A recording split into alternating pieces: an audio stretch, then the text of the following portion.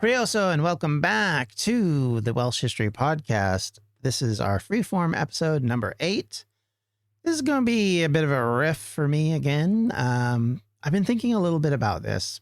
I kind of want to keep this a little bit timeless. So even though we are filming / recording in December of 2024, I don't want this to be about Christmas necessarily, but I did want to kind of talk about experiences of things specifically based around holidays and about differences that either I saw when I was there to the holidays that I'm used to, or to my own personal experience with taking holidays and my experiences from Britain. And when I came back, how did my holiday merrymaking, or whatever you want to call it, end up changing? Or was there a change? And that's another question to ask. So let's start from the beginning.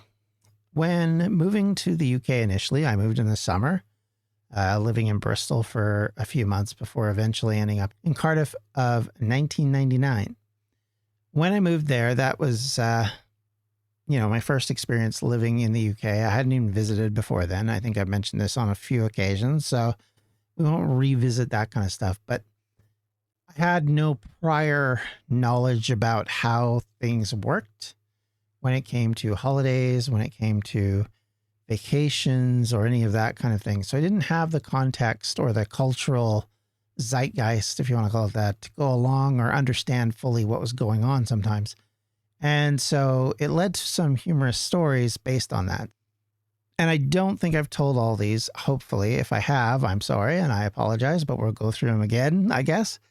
But my experience with them was definitely interesting. And you can see actually in the 25 years since I first moved there, how different it is now versus then, or at least in my perception of how it works now versus how it worked then.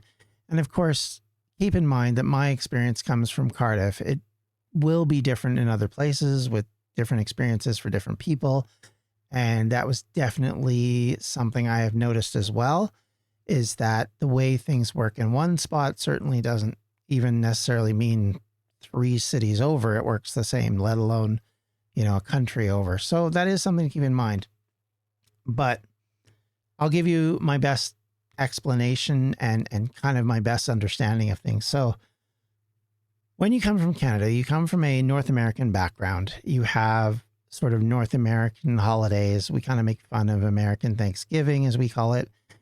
And if they ever knew about Canadian Thanksgiving, they would find it very weird. And we would talk about it because we talk about it basically from the same standpoint of things. We both celebrate a Thanksgiving. We both eat turkey. Quite often, what you would call American football if you're in the UK, what we call football, is on TV during the day. Both in Canada and in the United States, that is the case. And because of this, it has become as much about it as it is about family. It's also about sporting events and other things. I can remember living in California, and during Thanksgiving, we did, we played football a couple of different times. And again, I'll clarify by saying American football. And the one time we ended up getting an opportunity to play on an actual proper field. The other time it was just in a park, and it was still pretty fun. And it's kind of something that's much more common in America than it is in Canada. In Canada, at Thanksgiving, that's not really what we did. And I know my traditions around Thanksgiving continue to remain basically just the family side of it. And we don't even watch sports that day. Like I've not really ever picked up on that. We usually have, because all my children except for one are now adults, it becomes very much about the family, and it's more family centric. Because it's on a Monday in Canada as opposed to a Thursday, you don't have the roll up of a Friday to have as an extra holiday for a lot of people. Because in my experience in the United States, quite often, unless you're in, service industry work, or you're working in a area where you're going to have to work that day anyway, the likelihood is you've got Friday off. university and school kids will get Friday off as well. So you have Thursday, Friday. It'll be like a 4-day weekend. Sometimes some people get Wednesday off as well. And a lot of people travel on the Wednesday before to get home. So there's a lot of that. And I think a lot of specifically schools have acknowledged that it's kind of a waste of time having school on that day. So that's my understanding. Now, that take it for granted. In all of the explanation I'm about to give, these are from the perspective of a Canadian who grew up Canadian, who has a Canadian understanding of holidays. And everywhere else I've lived has their own version, and I don't necessarily understand them as well as I do my own, because culturally I didn't grow up with it. And of course, if you live in Australia and New Zealand and other places, you're going to have very different experiences than what I've had. So again, take it for granted that my explanation for things isn't necessarily yours. But I think it's interesting and it's illustrative of the differences that we do have. So I wanted to give the Thanksgiving example because it's the easiest one to give, where there's a commonality, but the commonality is not strong enough to say one equals the other. Ours, as Canadians, happens on the first Monday in October, or the second Monday in October. For Americans, it happens on the fourth Thursday of November. And like I said, because it's intertwined with Christmas shopping and everything else, there's Black Friday right after, and that's become both a national event and in some cases an international event these days for a lot of people. I know in Canada, we have Black Friday. It's ridiculous because most people are working. But of course, as online shopping has grown, that has changed that, because prior to that, shopping in Canada was not really based around Black Friday, and Black Friday was not a thing. It only became a thing, I want to say 15 years ago. Before that, I would argue that most Canadians, if they were going Black Friday shopping, were having to go to the US to do it, or they were online ordering. Up until then, for the most part, I don't think we did Black Friday. And so most of our major sales actually happened the day after Christmas, as you would call it in the United States, or Boxing Day, as we call it, just as they do in the UK. And that became our big sale day, all of which is different than the UK. Because in the UK, Christmas and Boxing Day are pretty much, or at least in the past, were days that you took off completely. You went to church. In fact, I remember it being mandatory for churches to be open on Christmas Day and to have a service so that people could go and worship if they wanted.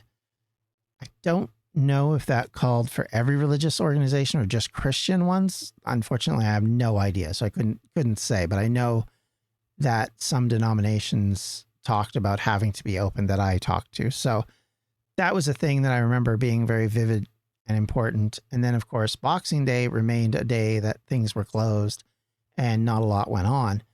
And again, dramatically different than in Canada, where it became effectively just a gorging shopping day. The massive lineups and the big pressures you see in the US built around Black Friday was built around Boxing Day for a lot of us in Canada. But the weird part of it is, if you think about it, is it wasn't for buying presents. It was mostly to buy stuff you didn't get at Christmas time and hopefully to get it at a discount. So that was largely where the demand drove itself. And all of this is now changed with online shopping and the way we do things being very different. But that was kind of my experience as I grew up and became an adult and had my own children. That I can remember going out on Boxing Days at 5 a.m. sometimes because you were looking for something specific, because they used to have door crasher sales, so you'd rush to get there before anybody else. All of that kind of stuff has dwindled over the years, and I would argue now it's very much you only go out if you have a specific reason to. Otherwise, you just go on the website on Christmas Day and do the shopping that you were going to do for Boxing Day. And most of the sales are not that great now. So that's one thing that again, I think that's a shared North American thing, which doesn't stretch the same way in other places. I know there are other days and other things that happen that cause these similar events, but I really think that those are very shared things that, because our cultures are so close, America and Canada share together. There isn't total commonality because I think there are differences And that is something to be aware of. I think it's the hardest thing to explain to people who don't live here is that, especially even just amongst ourselves, we see differences where maybe others don't. And maybe we're wrong and there isn't really a difference, but we perceive there's one. So I think that's something that you have to keep in mind as well. But if you want to get a Canadian upset, call him an American or her an American or them an American and see how much they dislike that. Because definitely there are a lot of people that don't love it. So that's kind of, I guess, the traditions that I'm kind of used to. Now, I went to the UK with the basic Halloween, Christmas, Easter, the religious holidays that became sort of commercialized to the point where they're not very religious anymore. And I go to the UK, not realizing that some of the stuff that I'm used to just doesn't either exist or it happens in ways I'm just not familiar with. First experience with all of this really happens around Christmas because we moved over and my family moved over in December. And when I was still trying to get settled, other days really didn't make a difference and I didn't really notice things. But on Christmas and the lead up to Christmas, the one thing I definitely realized quickly is where the experience changed dramatically for me. I think I may have explained this before, and if I have, sorry for repeating myself. But there was, and it continued for a number of years, and I kind of changed up my tactics over the years. But in North America, my experience is that when people are caroling, so going around singing at doors, it's usually done, I would argue, largely in small rural areas now. I don't think it's very common in bigger places, or at least if it is, it's very narrow. Because I've never had a caroler come to my door in the city I live in now. But I know in small town life that would happen a little bit more often. And usually it's done in sort of a, hey, we're just coming by to say hi, how you doing, da-da-da. Maybe they were giving out some treats or something. And it's almost the opposite of the way it's done in Britain, which is what threw me. Because typically that was kind of how it worked. They would come, they would sing at the door, same sort of thing. But it was all about, we're thinking about you, we're bringing you this item, we're saying hi, we're your neighbors. And there was no expectation from it. I mean, yeah, maybe you came in and you had some hot chocolate and talked. Sometimes not at all. You just clapped or whatever. And that was kind of how it worked. Because this was not a North American tradition, let's be honest, we did it that way. When I came to Britain, what I had not fully understood is that in a way, it's sort of a social giving situation where people will go around. And my experience living in Cardiff, it was usually kids and usually younger kind of preteen kids who would go around and they would sing at your door and you'd have to answer the door. You didn't have to, I guess, but I answered the door and they would expect something from you, and typically money. Let's be fair. They typically wanted money. They didn't want a lot, but they wanted something. They wanted a reward for their song that they would sing, and they would sing every time, and it would pretty much be the same song every time. I can tell you for a fact, because every time it happened, it was "We Wish You a Merry Christmas," and it was sung with a preteen sense of understanding. So take that as you want to. But, and then they would hold out their hands waiting for their money. I remember the first time I just like, oh, that was great, thanks. And then I closed the door. And I could tell that wasn't the right response after I did it, but I didn't understand it well enough. And I went to work, I think the next day or something, and I was talking to somebody about it. And they're like, oh, they were expecting you to give them a couple of pence. And I was like, oh, did not know. So that changed what I was doing, and it changed my experience because I was like, oh, I see. So then it was like, a bit of social giving. So you would give money to these kids and they would go on to the next house or whatever. And, make of it what you will. If you agree, you disagree. If you didn't answer the door or if you gave them something else, I've given them something else before, much to their dismay, I'm sure. And just because I was like, I don't really want to give you money. So I've given out like little treats or things like that. Or one time I gave them information cards. They didn't appreciate that somehow.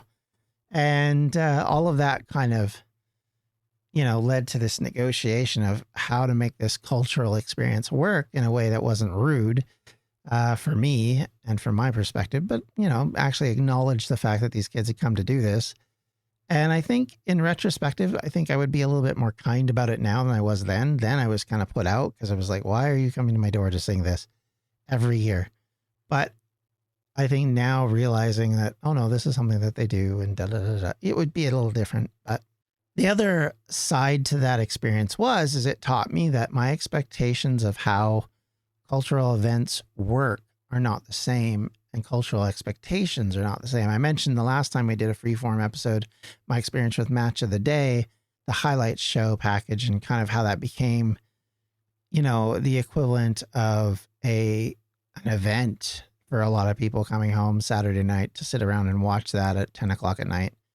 And how for a lot of soccer games / football games, that was the only way you saw anything from them if you weren't a person actually attending the game. So it was a very different experience for me, who was used to, especially with the NFL and other things, having access to the local team's games, to suddenly not have access. Now, mind you, that's all changing over the last little while, both in Britain and here, because there was a time where you didn't get to see your local team. Now, if I want to watch my local team play a sport, I don't have to go anywhere. I can watch every single game if I decide. I mean, sometimes you have like Amazon's got the game or something else has got the game, but you have the opportunity to see it if you want it. Those things are what make Britain special and different, because it's an expectation or it's a difference in culture.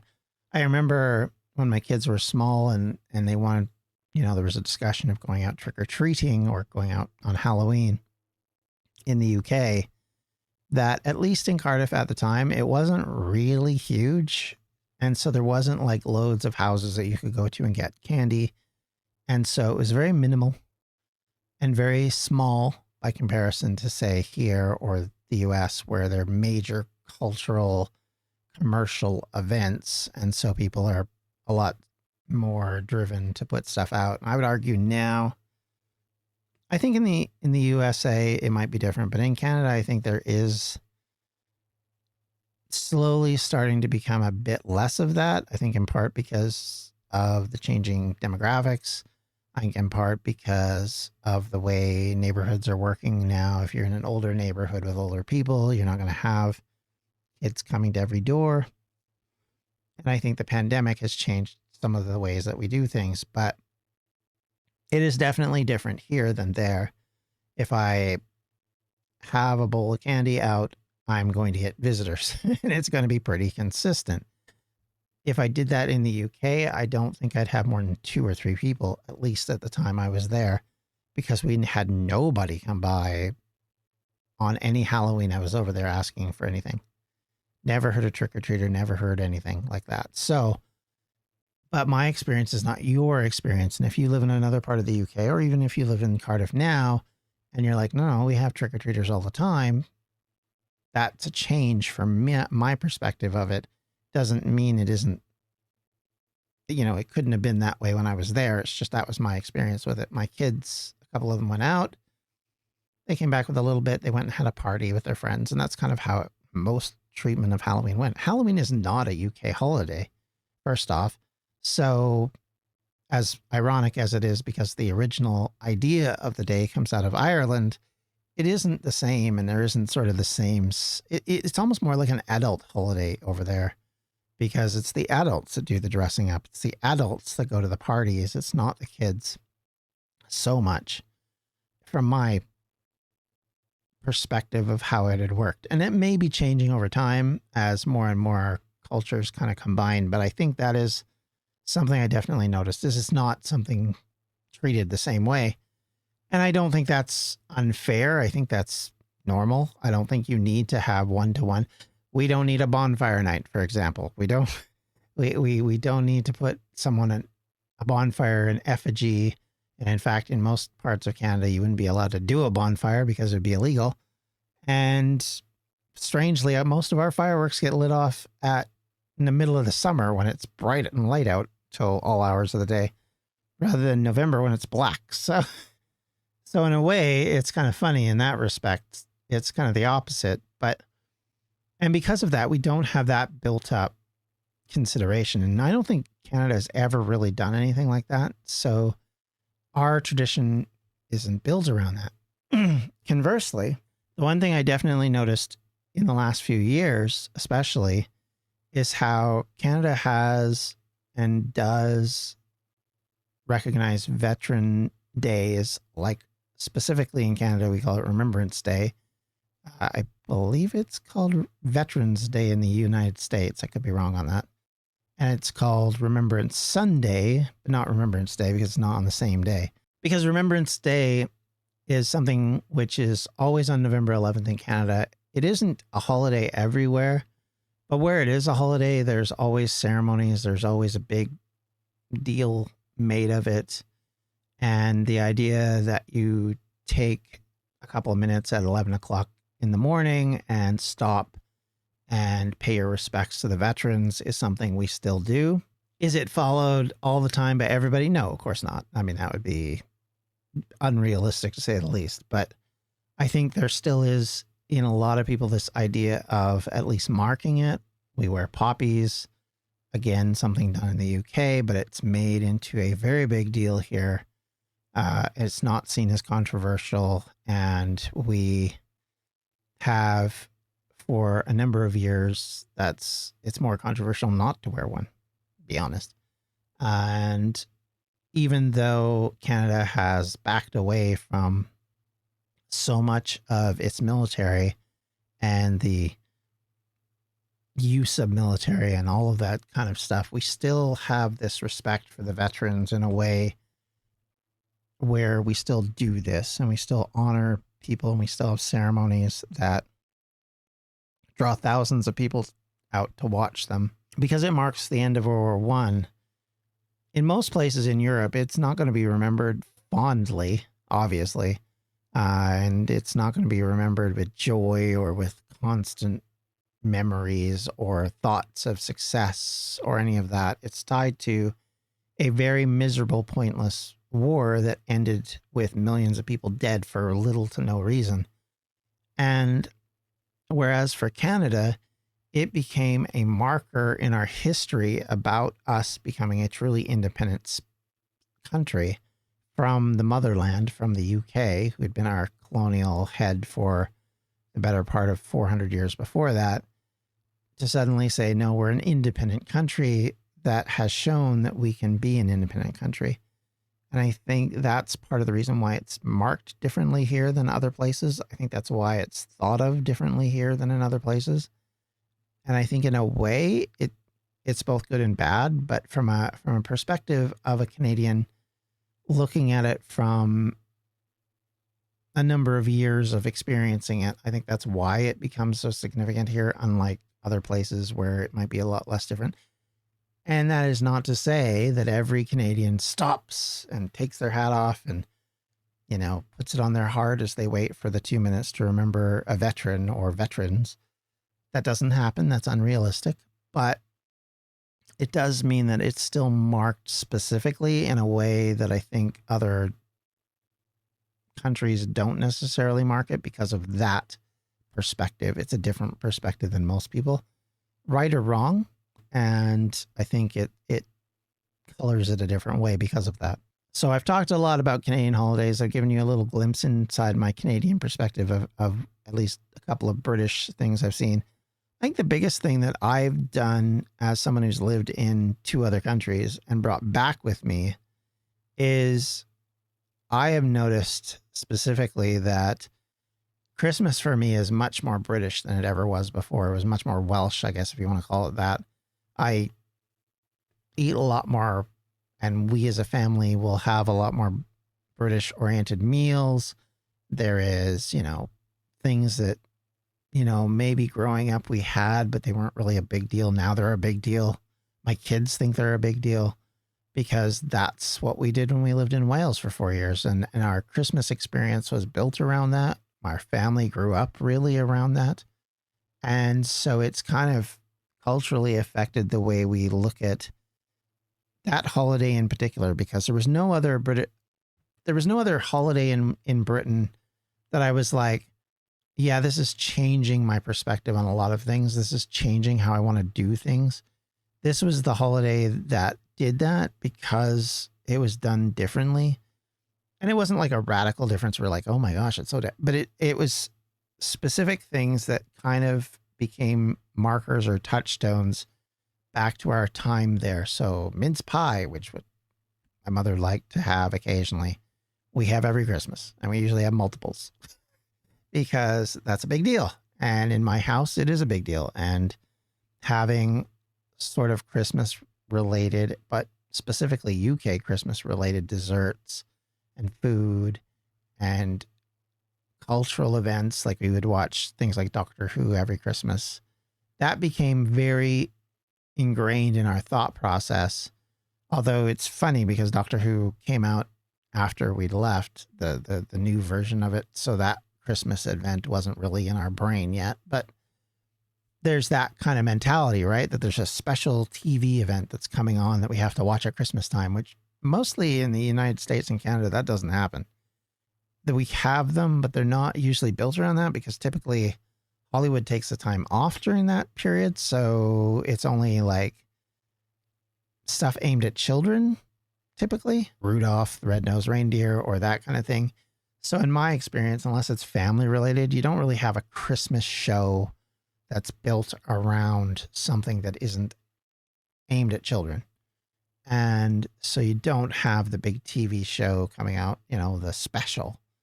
I guess that's the word to use. You don't have the big TV show special that may or may not have anything to do with Christmas, but has to do with your big event thing. Now, it doesn't mean like Friends didn't do a Christmas special for those of you that watch Friends or How I Met Your Mother or any number of these other sort of celebrated American programming. But keep in mind that from the American programming perspective, those would come out at the beginning of December. Like most Christmas shows are already done by the middle of December if they were intertwined in the TV show because the actors want their time off and they're not filming lots of stuff to go in December because ad rates start to drop the closer you get to Christmas because people are not necessarily watching TV as religiously as they are other times. And if you've ever been a YouTuber, you know all about ad rates and how much that can affect things. So even though the ad rates are good for a while, they stop being good the closer you get to Christmas Day because the less and less people are paying attention to it because they're more and more they're paying attention to whatever it is they're doing. They're traveling. I think is largely why the TV programs have their big Christmas programming early in December to kind of get it in before and draw the numbers because that's the other thing. The numbers are big at different times of the year than they may be in the UK. But the idea of watching a Christmas event episode did actually become something that I thought about and started to kind of do a bit of. And especially after living there again in 2011, where it was very common to talk about, oh, there's the Christmas episode of Gavin and Stacey or whatever you want to call it, or, whatever reality TV show is doing something, or there's, like I said, Doctor Who. All of these programs would have these big event episodes around Christmas. So that became sort of the thing to talk about doing and watching. And, oh, we got to be around on Boxing Day because that episode's coming out, And so it's a very different experience in that respect, even if it isn't a really different experience. We talk a little bit about that kind of stuff. I think the other thing that I took from being in Britain that changed a little bit of my thought process, much like it did living in the US during July 4th and those kind of things, is how much individualized holidays became cool. So like Bonfire Night became something I was fascinated by because it was something I hadn't experienced. July 4th is something when I lived in California, I came to understand was very different than my expectation of it or my thought process about it. Again, because coming from Canada, where our national celebration of Canada Day doesn't take on quite the significance. It isn't quite the deal that it is, I guess, if I was to call it that, as July 4th is. And it's not really an excuse to get together with family the way July 4th felt to me. Like July 4th feels like, yay, there's a summer version of Thanksgiving where we light fireworks off. Whereas for me, that was just not our kind of thought process. And I don't know whether that's because it's just a different experience or what. But like we would do fireworks, but it wasn't common. It's never really been common where I live to have individual people lighting off fireworks all day or lighting off fireworks in the nighttime. It does happen, but I will tell you, the biggest experience I ever had with fireworks was in the UK. The second biggest was in the USA, not Canada. I can tell you on July 4th, 1991, driving down a street and watching people light off fireworks in the middle of the street. They would set up these things that would shoot off sparks that would just go everywhere, and they would just be firing, and you'd just be crossing over you as you went past them, which was just mental. And I remember just being awed by it because it's just nothing we've ever done. Like, we do fireworks, and people do have their own personal fireworks, but in a lot of places that I've lived in, because of fire bans, you weren't even allowed to have fireworks. So there was none of that. But I know people did, and people used them, and I can remember my parents using them, but nothing like this, and nothing to that degree. And when I was in the UK, the equivalent of that was in bonfire night, and particularly around the New Year.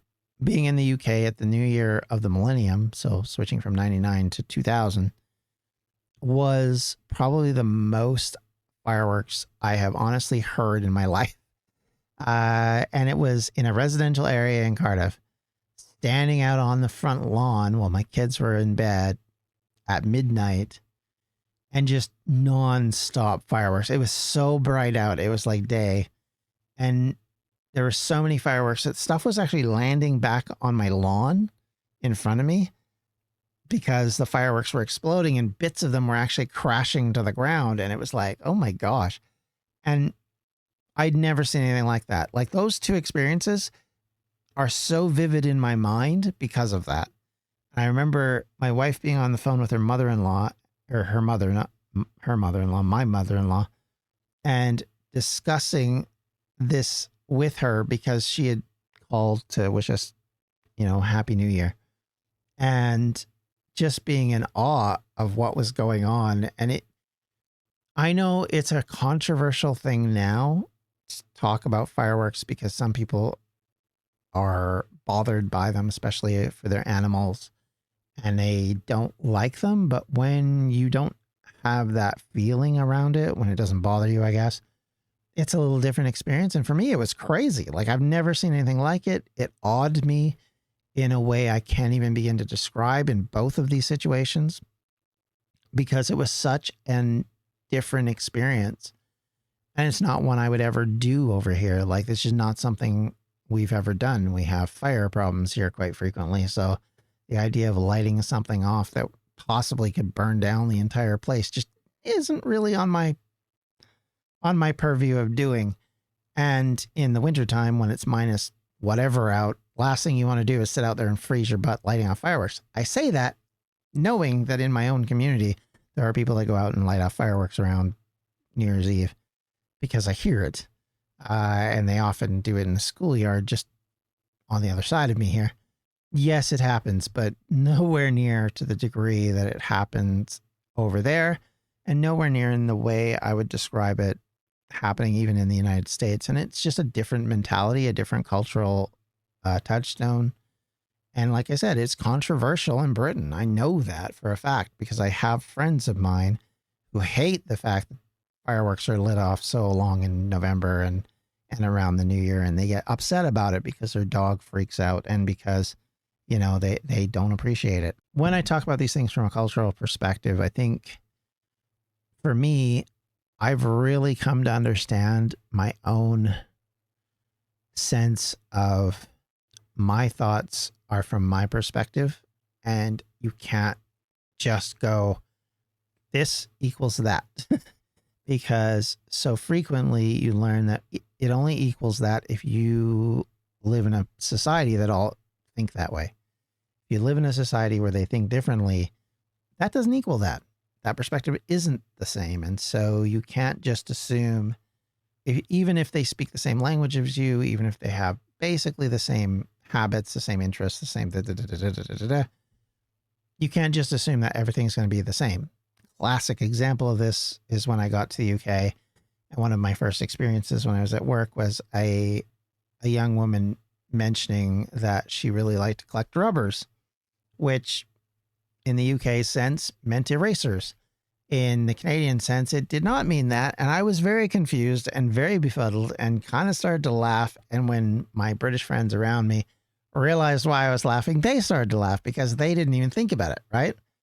Now, in 1999, when this happened, it was probably a lot more common to use the term rubber. I'm assuming it's probably dropped a bit since then. As our cultures conglomerate, I think there's a bit more acknowledgement that, yeah, that sounds kind of weird.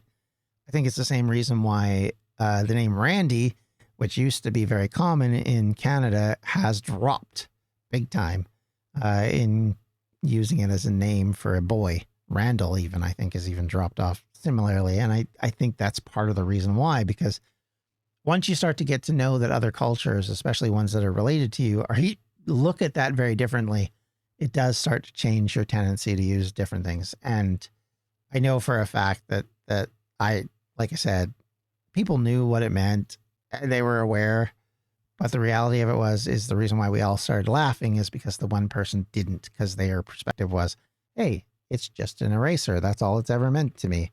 But when you talk about scents and all sorts, it was weird. It was funny, but it was weird. I was like, what on earth is going on? Conversely, culturally, it's weird as a North American person to come to Britain, be around British people, have British accents all day, and then hear a woman from Wisconsin speaking with British slang, but having her Wisconsin accent. It very much confused me. And every time I heard it, it made me shiver a bit because it seemed weird. And it was just that little thing, like, oh, that voice should not be making that word usage. What is going on? And I'm sure people thought the same way with me in the way I would. And I have been influenced by British slang and still use some of it to this day. My wife, for years and years and years, would not use pants. She would always say trousers. We always said different words that we picked up. Bin was very popular, and we would always use bin in our house. That was the garbage. It's changed over time. I think for me, it changed quicker because I was dealing with a lot more public environment where people didn't understand always what a bin was, or a binman, or any number of those kind of things. So you'd have to sort of, oh, well, it means this. And once you start to explain a lot, you're like, okay, maybe I should just change back. Conversely, I know my wife would never say pushchair. We would use buggy. Buggy would be the word we would use for a stroller, because in Britain, they didn't use the term stroller, so we had to come up with a different name. And she never liked pushchair. And so you would do those kind of things. You make adjustments, right? And for holidays and for celebrations and things like that, you make adjustments as well.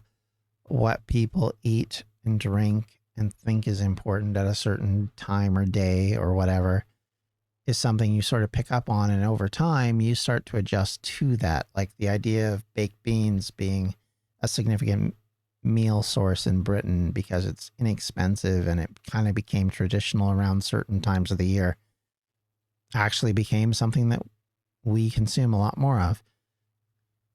And yet I know that when we had friends from America or other places in North America over, we would make tacos because nobody in Britain had ingredients for it or made it. So it was very uncommon at the time. So for them, it was like, oh my gosh, we actually get this.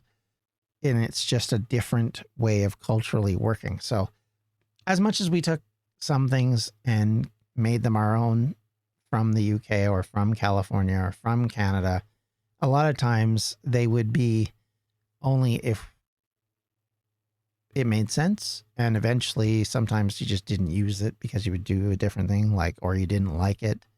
And to be fair, most people, it's kind of like that. And I think most people understand that. Like crackers, as an example. Now, not crackers you eat, but crackers at Christmas, which are those tubes with cheap crap toys in them that you pull and they make a little snap if they work. Half the time they don't. and then little crappy toys fall out. That was something that has always been in Canada, but it wasn't really big for me until I went to the UK, where it was much bigger. And we do it every year now. That's one that we definitely do every year now because of that.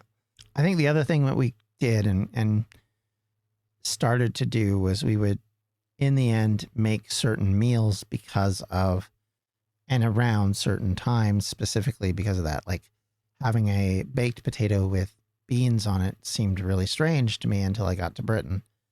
You know, conversely, if you come here, I've had British friends come over and you introduce them to root beer. You want to watch somebody freak out. Root beer is not a thing that British people like, and they all associate it with medicine, which is something I did not know. But unless you float in circles where you're hanging around Americans all the time, root beer is not a thing. Conversely, don't like dandelion burdock. I think it's disgusting, but other people love it. You know, Marmite. Never, ever will I eat that stuff again.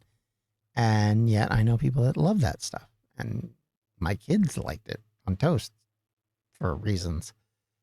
All of that meaning and kind of going on. So I've drifted a lot today, but it was because in part, I wanted to talk a little bit more about normalizing traditions and normalizing ideas.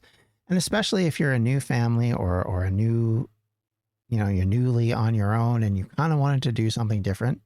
I think it's worthwhile to look at what other people are doing in other countries and other places and kind of adopting some of them, because some of them can be, I think, very much a neat way to kind of adapt and adopt aspects of another culture that you may not do. Like if I go back to the UK, I think there will be things I will readapt to again and probably be very happy to do because of that. So that's something I definitely think about quite a lot with this podcast, especially because there's so much of my thought process that's driven by my experience in Wales and how much the country has influenced my thought process over the years drives me to continue to do this series. So without getting sappy or soppy, I just want to thank everybody once again for viewing or listening today. I hope you are doing well and you're having a good time at whatever time you listen to this or view this. And with all that said and done, have a great day. We'll catch you later. And you can always follow me on any one of the following. You can catch me on Instagram at Welsh History Pod. You can catch me on Blue Sky or on Twitter/X at Welsh History Pod. Or you can join us on Facebook.com/Welsh History Podcast. Or if you're so inclined and you have the ability to, feel no obligation to, you can always help me with my research via Patreon at patreon.com/Welsh History. I am considering the new year reevaluating my Patreon, trying to figure out how to make it something of value. So I may actually go around and see what you guys think and what you would like out of that. One of the things I've thought about is doing the bloopers, but I would have to figure out how to do that. But I have many. This podcast is a blooper reel production number for sure if I actually collected them all. But thank you once again. Have a great day. Stay safe. We'll talk to you later. Take care. Bye-bye. Welsh History Podcast is a member of the Evergreen Podcast Network. To find more information on them, you can do so at evergreenpodcast.com. Thanks for listening.